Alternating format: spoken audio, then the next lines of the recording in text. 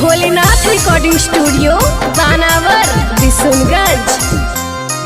अगे तोरे कारनामा बानी गेलियो गाँवा के पागल गे तोरे कारनामा।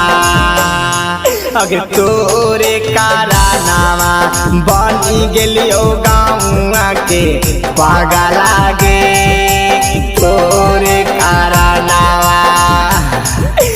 केतना तोरा माना हलियो जनमो से ज्यादा गे तोरे कारनामा बनी गेलियो गाँवा के पागल गे तोरे कारनामा।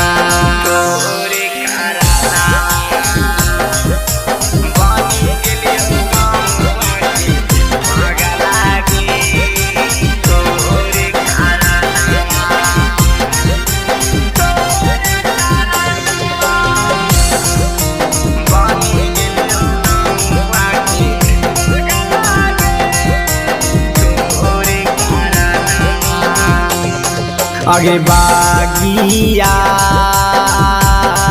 बगीचावा में खेलनी अगे तोरे आंगनावा में खेलनी अगे ताबो काहे छोड़ी चला गेनी अगे लागा दे दिया अपना परानावा गे तोरे कारनामा बनी गेलियो गाँवा के पागल गे तोरे कारनामा।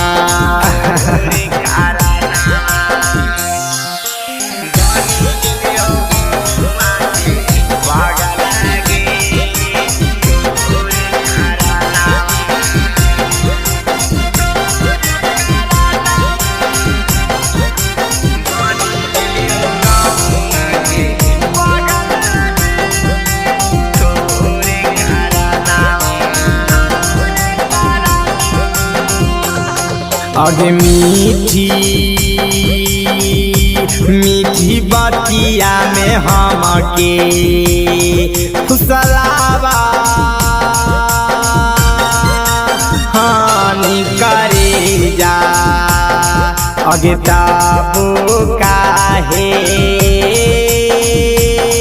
बिसराइनी करे जा अगे राहुला के बसा हलौ तोरे में परानावा गे तोरे कारनामा बनी गेलियो गाँवा के पागल गे तोरे कारनामा।